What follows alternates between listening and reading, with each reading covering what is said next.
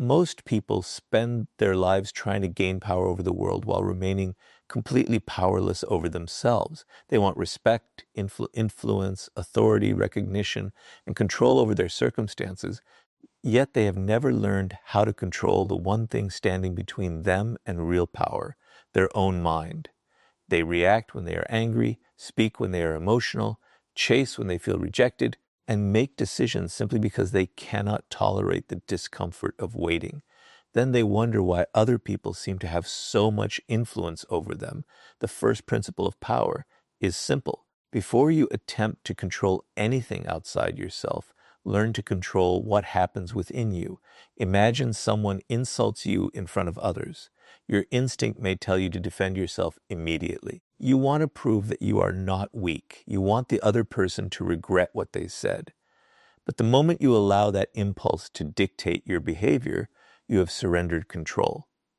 The other person did not need authority over you. They only needed to discover which emotional button to press.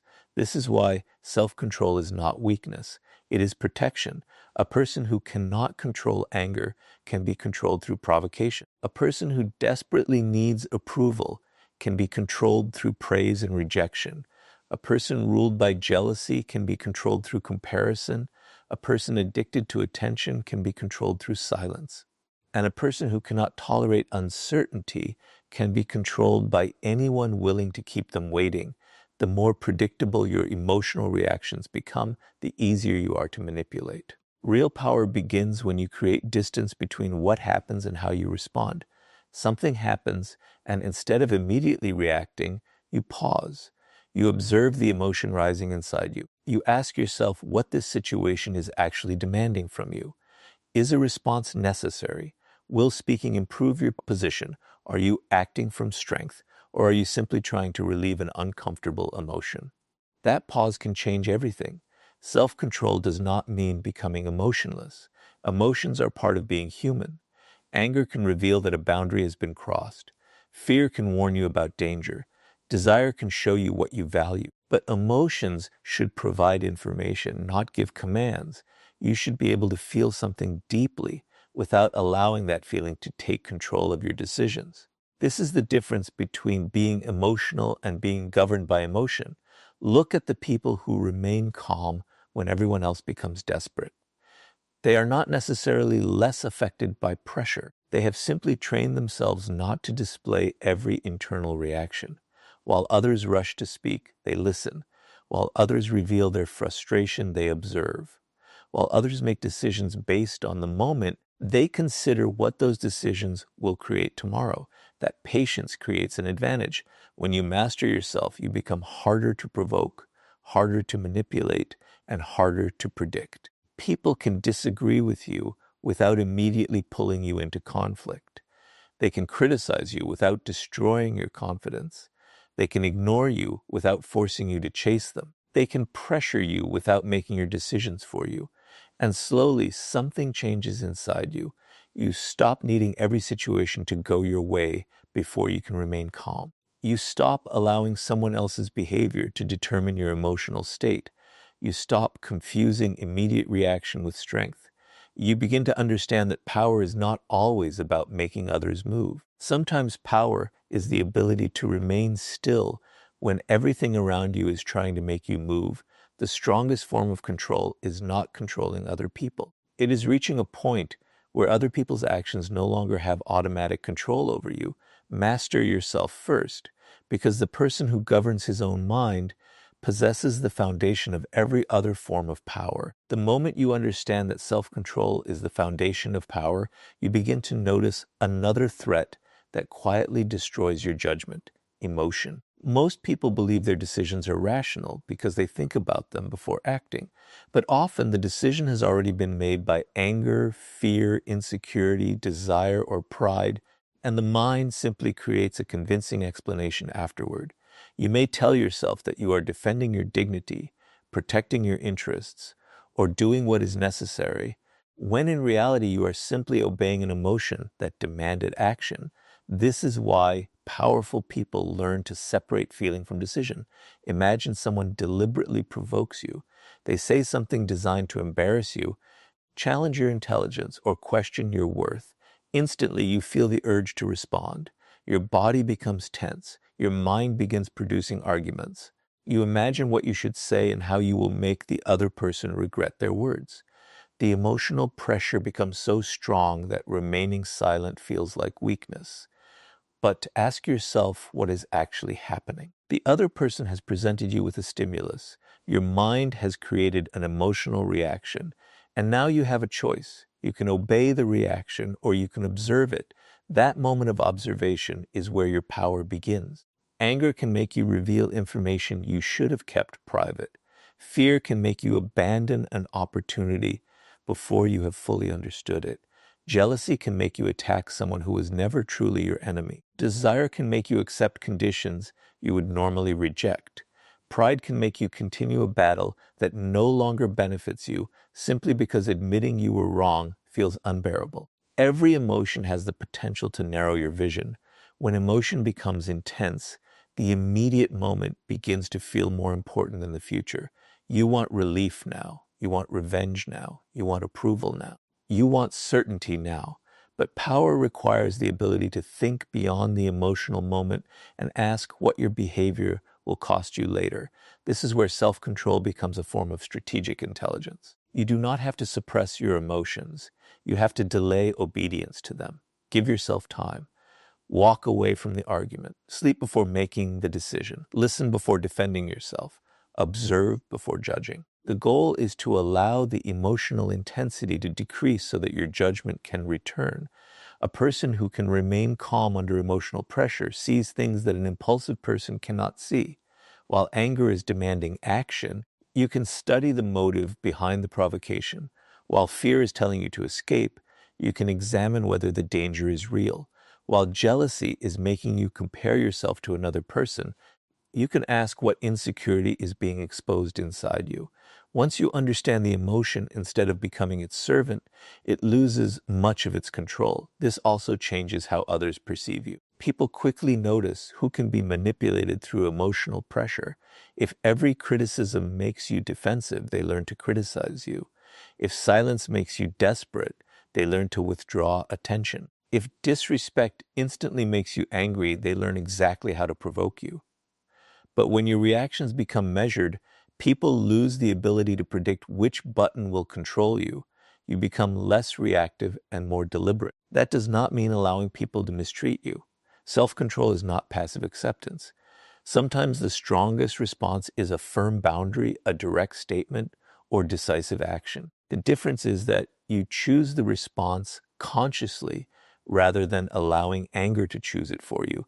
Power is not demonstrated by how intensely you can react. It is demonstrated by how much control you maintain when you have every reason to react. The next time emotion rises inside you, do not immediately ask, "What should I do?" First ask, "Why do I feel compelled to do this right now?" That single question can create the distance necessary to reclaim your judgment. When you stop allowing temporary emotions to make permanent decisions, you begin to take back control of your life. Once you learn to separate emotion from decision, another dimension of self-control becomes impossible to ignore, the control of what you reveal. Most people speak far too much. They explain their intentions, announce their plans, reveal their insecurities, describe their frustrations, and react visibly to everything that happens around them. They believe openness always creates connection, and that explaining themselves proves honesty. But in many situations, excessive revelation does something else entirely. It gives other people a map of your mind. Every reaction communicates something. The words you choose, the expression on your face, the speed of your response, the things that make you defensive, and even the subjects you avoid can reveal what matters to you. If someone knows exactly what makes you angry, they know how to provoke you. If they know what makes you insecure, they know where to attack. If they know how desperately you want their approval, they know how easily they can influence your behavior. This is why self-control must extend beyond your emotions. It must extend to your communication. You do not need to announce every intention before you act. You do not need to explain every decision to people who have not earned that explanation. You do not need to tell everyone what you are planning, what you fear, what you are struggling with, or what you hope to achieve. Some things become stronger when they remain private. Think about how often people destroy their own momentum by talking too early. They announce a goal before doing the work. They describe a future success before creating it. They reveal a strategy to people who have no reason to support it. Then, when circumstances change, they become trapped by their own words. They feel pressure to maintain an image instead of adapting intelligently. Silence creates room for movement. When you reveal less, you gain time to observe more. Instead of constantly trying to convince people that you are confident, you can simply behave with confidence. Instead of explaining why you deserve respect, you can demonstrate it through your boundaries. Instead of announcing what you are going to do, you can allow your actions to speak after the work is complete. This does not mean becoming secretive for the sake of appearing mysterious. Forced mystery is still a form of insecurity. The deeper principle is restraint. You should know what deserves to be shared, with whom, and at what moment. There will be people who try to pull information out of you through pressure. They may ask personal questions disguised as casual conversation. They may provoke you simply to see how you react. They may challenge your decisions because they want you to reveal your reasoning. They may create emotional tension, hoping that you will say something you would normally keep private. You do not have to participate. You can listen without immediately responding. You can answer briefly. You can say less than expected. You can allow silence to exist without rushing to fill it. The person who is uncomfortable with silence often gives away more than they intended simply because they cannot tolerate the empty space. Learn to tolerate it. There is also tremendous strength in refusing to defend yourself against every misunderstanding. Not everyone deserves an explanation. Sometimes people misunderstand you because they lack information. Sometimes they misunderstand you because they want to. Trying to correct every perception can become a trap that keeps you constantly reacting to other people's opinions. Your goal is not to control what everyone thinks of you. Your goal is to control how much access they have to your internal world. When your words become deliberate, your reactions become less predictable. When your emotions remain under control, people have fewer opportunities to manipulate you. When your plans remain private until they are ready, your actions become harder to interfere with. The strongest presence is often not the person who speaks the most, but the person who knows exactly when speaking serves a purpose and when silence serves a greater one. Control your emotions, control your words, and control what you reveal. Because what you keep within your command cannot easily be turned into a weapon against you. Once you learn to control your emotions and become deliberate about what you reveal, you begin to understand another quality that separates those who possess lasting power from those who constantly give it away: patience. Most people think patience means doing nothing. They see waiting as weakness, hesitation, or lack of ambition. But there is a different kind of patience, one that comes from strength rather than uncertainty. It is the ability to resist the demand for immediate results and wait until the moment is right. Impatience makes people predictable. When you desperately want something to happen, you become easier to influence. You rush conversations, accept poor opportunities, reveal your intentions too early, and make decisions simply because you cannot tolerate uncertainty. The need to act becomes stronger than the need to think.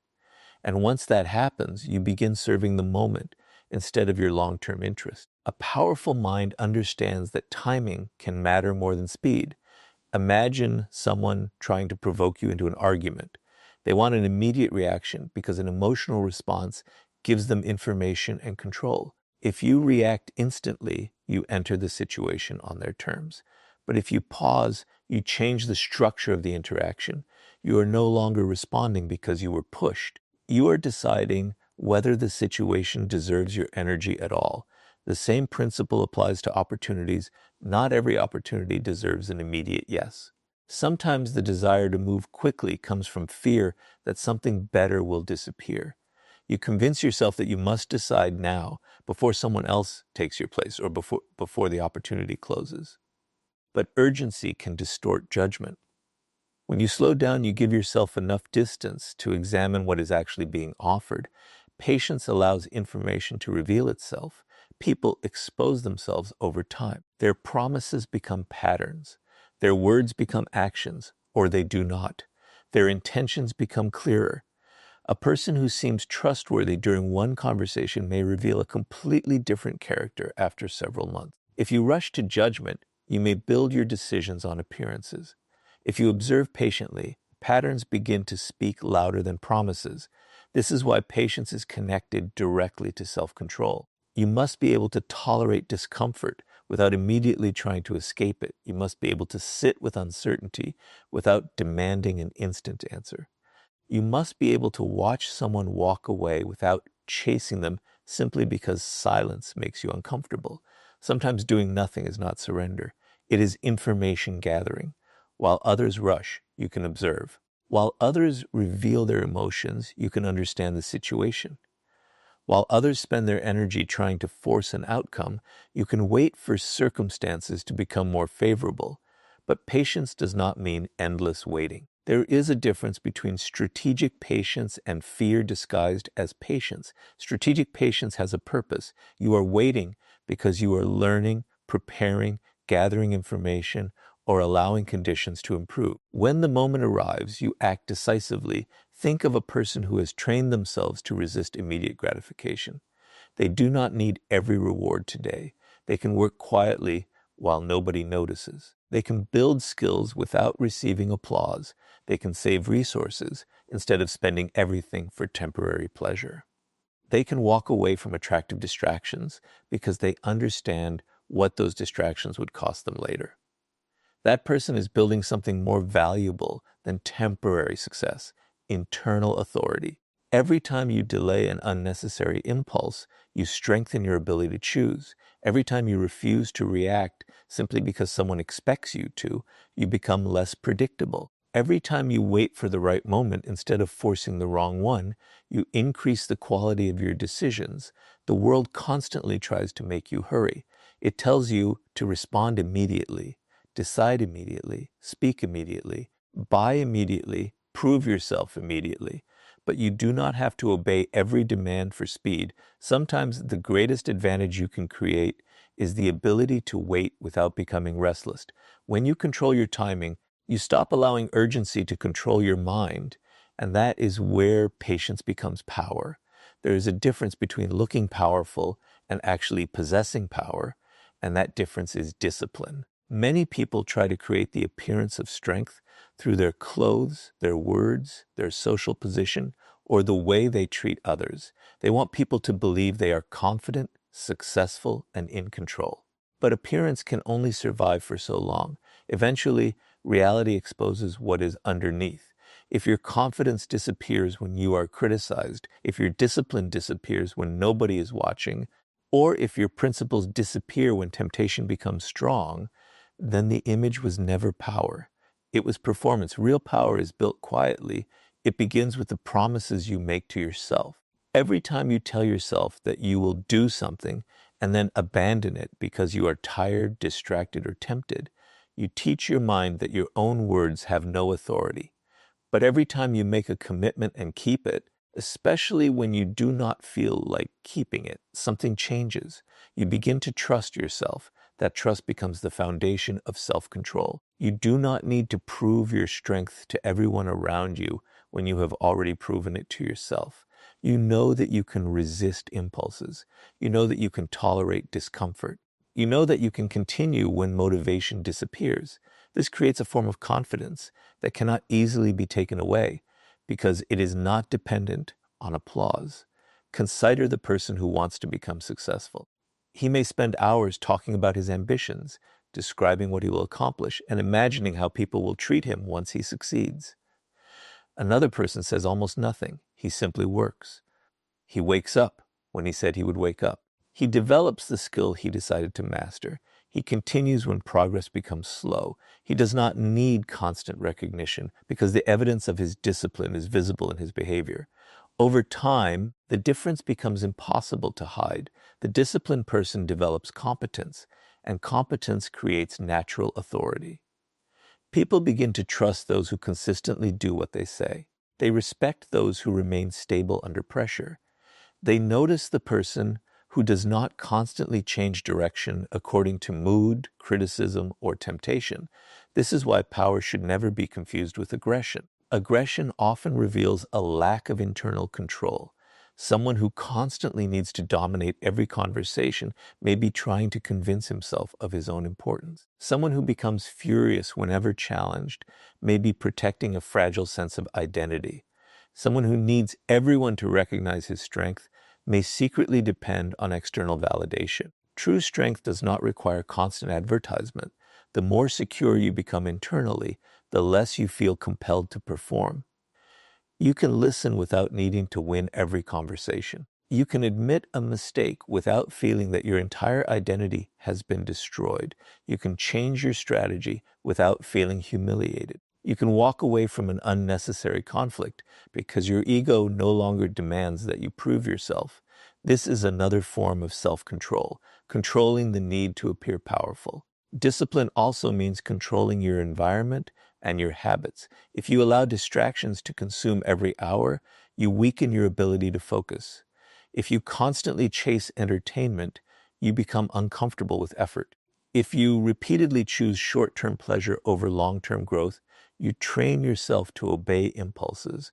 Your habits are teaching you who is in command.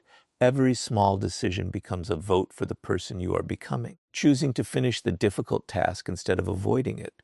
Choosing to remain silent instead of reacting. Choosing preparation instead of excuses.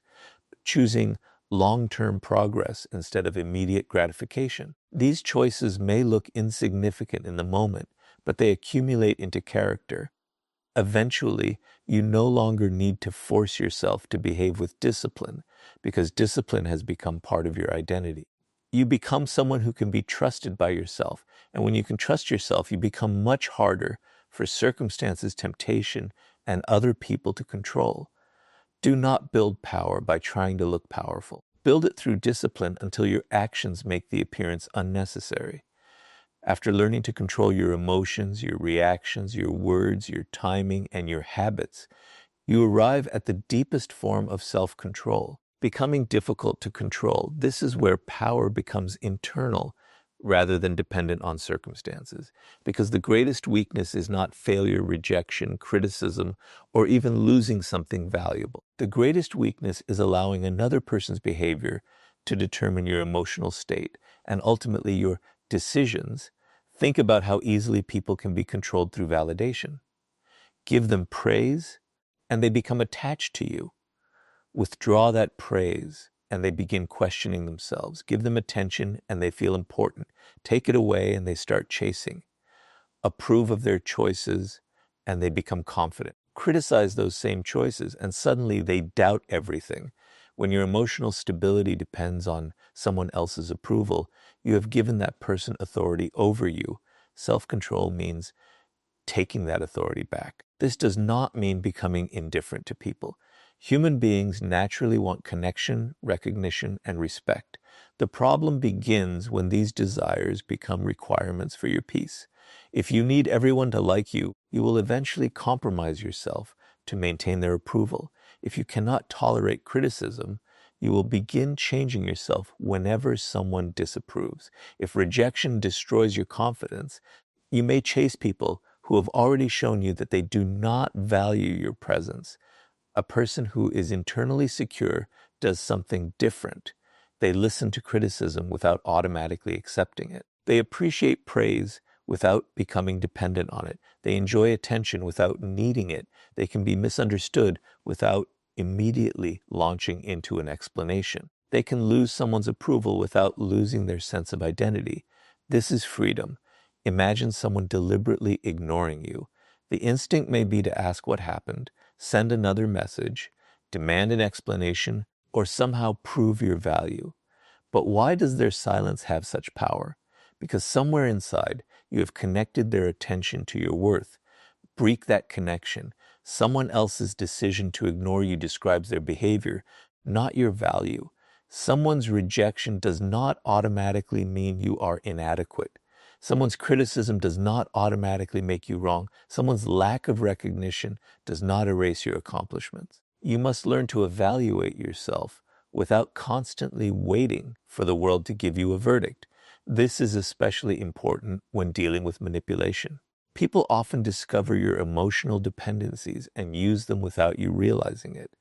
If they know you cannot tolerate being disliked, they can pressure you with disapproval. If they know you fear abandonment, they can threaten to leave whenever they want something. If they know you desperately want recognition, they can give or withdraw praise to influence your behavior. But when you become comfortable standing alone, these strategies lose their power. You become capable of saying no without feeling guilty.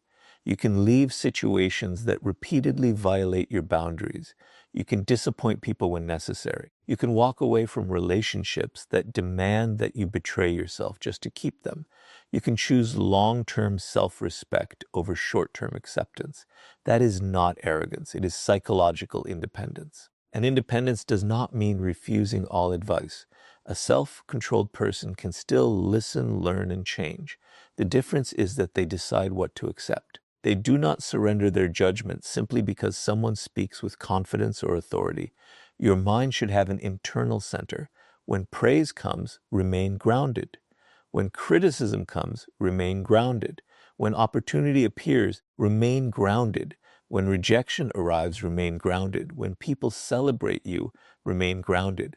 When they turn against you, remain grounded. The external world will always change. People will change their opinion. Circumstances will shift. Relationships will begin and end. Opportunities will appear and disappear. If your emotional state rises and falls with every external change, you will spend your life being controlled by forces you cannot command. But when your stability comes from within, you become much harder to manipulate. You no longer need to chase people to prove your worth. You no longer need to react to every insult to protect your ego. You no longer need to explain yourself to everyone who misunderstands you. You no longer need immediate rewards to remain committed to your path. You become your own source of authority. And that is the final lesson of self-control. True power begins when you stop giving other people the ability to decide how you feel, how you think, and how you behave.